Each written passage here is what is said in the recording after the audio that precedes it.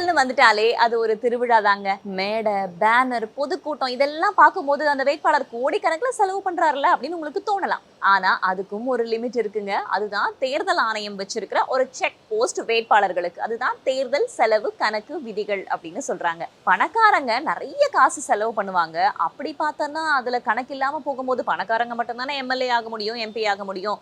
இதுக்கு தேர்தல் ஆணையம் ஒரு லிமிட் வச்சிருக்காங்க. அதுதான் இந்த தேர்தல் செலவு கணக்கு விதிகள். ஒரு தேர்தல்ல போட்டி போடுற எம்எல்ஏ வேட்பாளரா இருக்காரு அப்படின்னா அவர் அதிகபட்சம் 40 லட்சம் வரைக்கும் செலவு பண்ணிக்கலாம். இதே எம்பி தேர்தலில் போட்டியிடுறாங்க அப்படின்னா அதிகபட்சம் 95 லட்சம் வரைக்கும் செலவு பண்ணலாம். என்னைக்கு அவங்க வேட்புமனு தாக்கல் பண்றாங்களோ அன்னையிலிருந்து எலெக்ஷன் ரிசல்ட் வர்ற நாள் வரைக்கும் அந்த டைம் பீரியட்ல அவங்க எவ்வளவு செலவு பண்றாங்க அப்படின்றத தனியா ஒரு பேங்க் அக்கௌண்ட்டை கிரியேட் பண்ணி அது மூலமா தான் அவங்க செலவு பண்ணணும். தேர்தல் முடிஞ்சதுக்கு அப்புறமா அன்னையில இருந்து 30 நாளைக்குள்ள என்னென்னலாம் செலவு பண்ணிருக்காங்க அப்படின்ற அந்த செலவு கணக்கை அவங்க ப்ராப்பரா ஒப்படைக்கணும். ஒருவேளை சரியா ஒப்படைக்கல அப்படின்னா அடுத்து வரக்கூடிய 3 வருஷத்துக்கு அவங்க தேர்தலே போட்டியிடாத மாதிரி தகுதி நீக்கம் செய்யப்படவும் வாய்ப்புகள் இருக்கு அப்படின்னு சொல்றாங்க தேர்தல் ஆணையத்தை சேர்ந்தவர்கள். இப்படியாக அதிகமா செலவு பண்ற வேட்பாளர் யாருன்னு நீங்க நினைக்கிறீங்க கடந்த கால தேர்தல்கள்ல அப்படின்றத கீழே கமெண்ட்ல சொல்லிட்டு போங்க. இது அரசியல் அகராதி. நான் வேதவள்ளி.